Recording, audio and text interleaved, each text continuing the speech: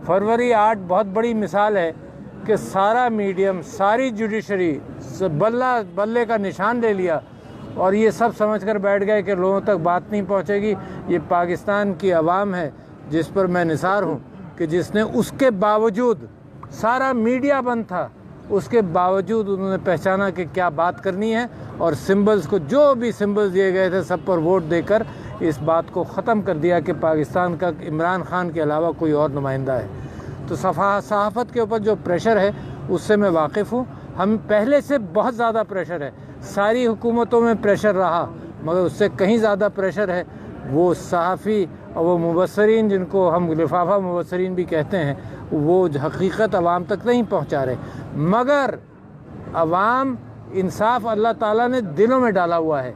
आवाम उस झूठ का, जो फेक न्यूज़ का प्रोपेगेंडा इस वक्त हुकूमत की तरफ से है, आवाम उस फेक न्यूज़ को पहचानते हैं। तो जो गलत फहमी में रहता है कि उसका पॉइंट ऑफ व्यू झूठ पर मबनी कि हमने इस्लामाबाद में गोली भी नहीं चलाई, कई रोज़ तो ये अलापते रहे ना, ये राग अलाप रहे थे हैं कि गोली भी नहीं चलाई। सारे इस्लामाबाद में गोलियां सुनी हैं। फिर उन्होंने कहा जी कोई लोग शहीद ही नहीं हुए। मैं कल एक सदर अली शहीद हुआ, उसके पास गया, उसकी फैमिली ने जिस अंदाज से रुदात सुनाई, आपकी आंखों में आंसू आ जाए, पता चल जाए आपको सच क्या है कि जी उसको शहीद किया, स्नाइपर ने शहीद किया, ऊपर से यहाँ से गोली निकली, माथे पे लगी, पोस्टमार्टम किया, फिर उसकी लाश रिलीज़ नहीं कर रहे थे, ये दिखवा रहे थे कि कहो कि ये एक्सीडेंट में मरा। शर्म आनी चाहिए मुझे इस हुकूमत पर कि ऐसी बात करे यार। ये जिसको कत्ल किया, जिसको शहीद किया, उसकी फैमिली पर प्रेशर डाल रहे हैं। उसकी फैमिली पर प्रेशर डाला कि लिख कर दो, उसने लिख कर नहीं दिया तो उन्होंने कहा अच्छा मैयत ले जाओ, मैयत ले गए, पोस्टमार्टम की रिपोर्ट नहीं दी, लिहाजा कोई शहीद ही नहीं हुआ। जब उन्होंने पानी से धो दिया डी चौक पानी से धो दिया तो जिस तरह से बेनज़ीर की शहादत के बाद यूनाइटेड नेशंस ने कहा, सब ने कहा कि सारा एविडेंस मिटा दिया गया, उसी तरह से डी चौक पर सारा एविडेंस मिटा दिया गया। ये जनाब इनकी गाड़ियों पर फायरिंग होती रही, इनको मारने की कोशिश की जाती रही। और जो हुकूमत के अंदर जो समझते हैं कि जिनके पास फ़ैसला करने की गुंजाइश है, उनके साथ मुज़ाकरात होने चाहिए। तो मैं उम्मीद करता हूं कि मुज़ाकरात मस्बत निकलें, जो फ़ैसला करने वाले हैं वो फ़ैसला करें तो ही मुज़ाकरात होंगे ना। टेबल पर बात तो लाओ। ये वो पीटीआई है, ये वो इमरान खान है, ये जो उमर अयूब है, ये वो लोग हैं जिन्होंने, लोगों ने कहा हम नहीं करते मुज़ाकरात क्योंकि मेरे घर पर कब्ज़ा है, मेरा घर टूट रहा है, तो मैं तो फिर भी मुज़ाकरात करने के लिए तैयार हूँ। मेरा अना का मसला नहीं है, ये आरिफ अलवी का घर नहीं है जो अपनी अना का मसला बना ले कि जी वो मुज़ाकरात करने के लिए कह रहे हैं और तुमने कई मरतबा तुम कह चुके हो, उन्होंने इनकार किया। करते रहे इनकार, मेरा घर है, मुज़ाकरात मेरा हक़ है। मेरे घर पर वापस जमहूर की क़यादत आनी चाहिए। तो मुज़ाकरात, मैं आई विश देम वेल, मुज़ाकरात होने चाहिए। जिन बातों पर होने चाहिए वो ये है कि जी कि इमरान खान की रिहाई की बात हो। मेरा तो ख्याल ये है कि ये भी नहीं कि हाउस अरेस्ट वगैरह, इमरान खान को रहा करो, कोई मुकदमा उसके ऊपर नहीं है। जो हमारे अकाबरीन गिरफ्तार हैं उनको रहा करो, मैंडेट रिटर्न करो।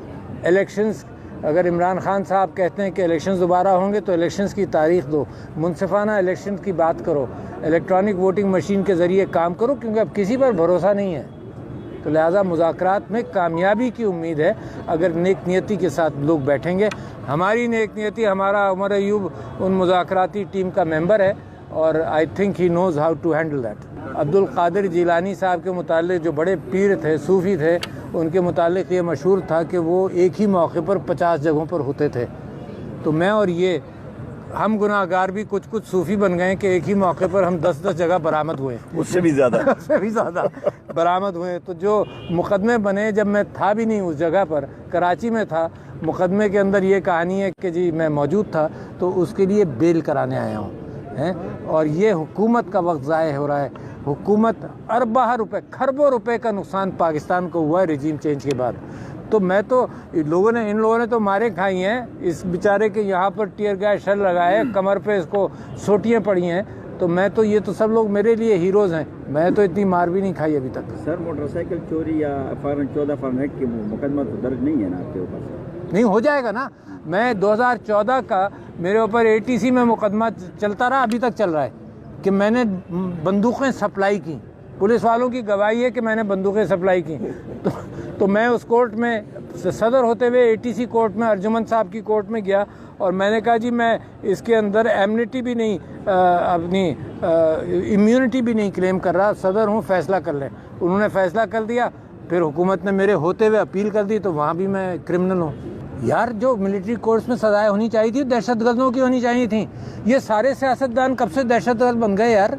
سارا وقت دہشت گرد ہمارے خلاف ایکشن چل رہا ہے، آپ سب لوگ جمائیں اور دہشت گرد آزاد ہیں؟ یہ کیا بات ہوئی یار؟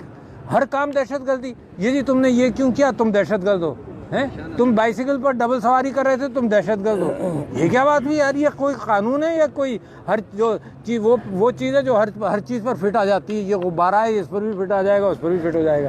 تو جناب میں ملٹری ٹرائلز کے خلاف، دنیا اس کے خلاف ہے، میں خلاف نہیں ہوں، سارا یورپین یونین اس کے خلاف ہے، سارا امریکہ اس کے خلاف ہے، ساری دنیا اس کے خلاف ہے۔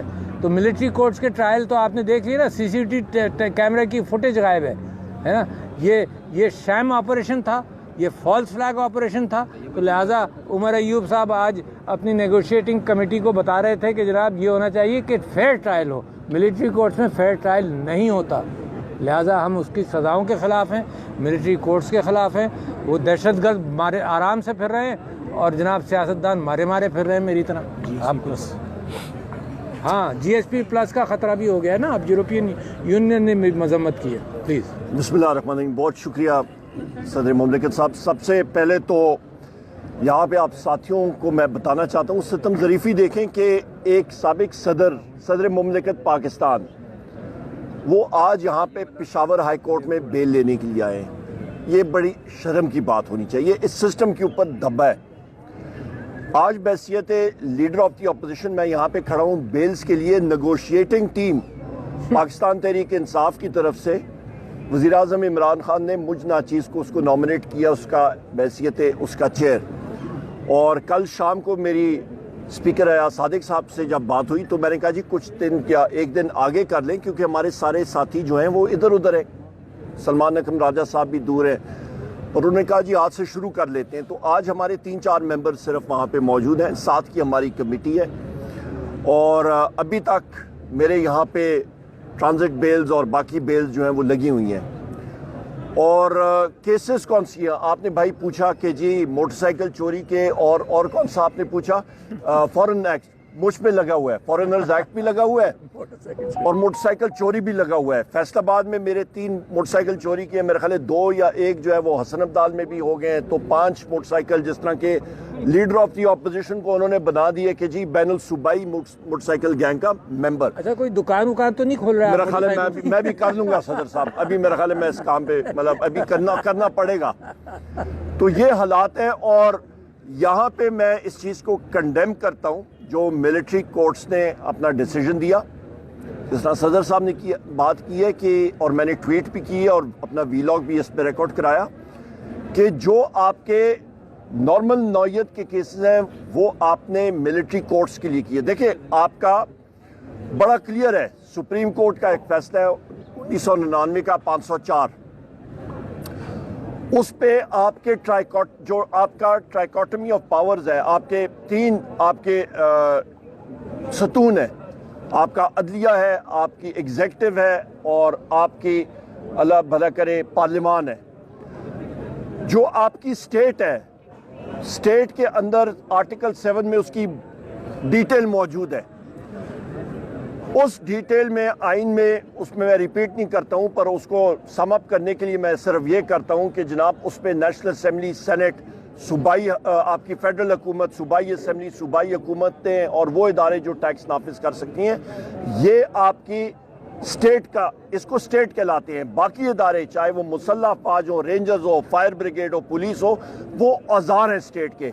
ملٹری کورٹ جو ہے وہ اوزار کا کورٹ ہے، وہ ملٹری کے کورٹس ہیں، وہ اٹھ کے آپ کے فیصلے کورٹس کے ذمہ داری نہیں یوزرپ کر سکتے، لہٰذا یہ فیصلے نل اینڈ وائڈ ہو جائیں گے انشاءاللہ تعالیٰ۔ Point number 1۔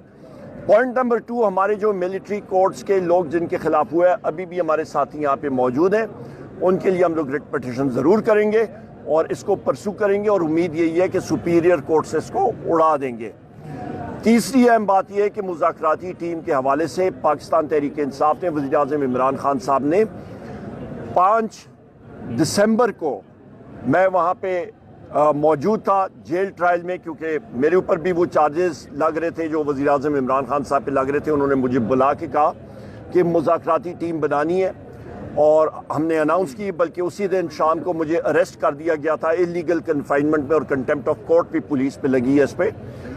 تو لہٰذا اس پہ ہمارے جو پوائنٹس ہیں، نمبر 1 ہمارے اسیران یعنی کہ وزیر اعظم عمران خان صاحب، شاہ محمود قریشی صاحب، یاسمین راشد صاحبہ، ہمارے عمر چیمہ صاحب، ہمارے اجاز چودھری صاحب، میاں محمود الرشید صاحب، حسان نیازی صاحب جو ملٹری کورٹ میں ہیں، ہمارے ملٹری جو جیل کے اندر جو ہمارے ساتھی اس وقت اسیران ہیں، باقی اسیران ان کی فی الفور آزادی. نمبر 2 ہمارے جو 9 مئی کا کمیشن ہونا چاہیے کہ وہ CCTV فوٹیج سامنے آنی چاہیے. ہماری 26 نومبر 2024 میں جو سانحہ ہوا ہے ڈی چوک، اس کا کمیشن ہونا چاہیے. ہمارے اس کے ساتھ ساتھ جو الیکشنز ہیں، الیکشن کا پروسیس، اس کا صاف شفاف انکوائری اور فری اینڈ فیئر الیکشن کی طرف ہمیں جانا چاہیے.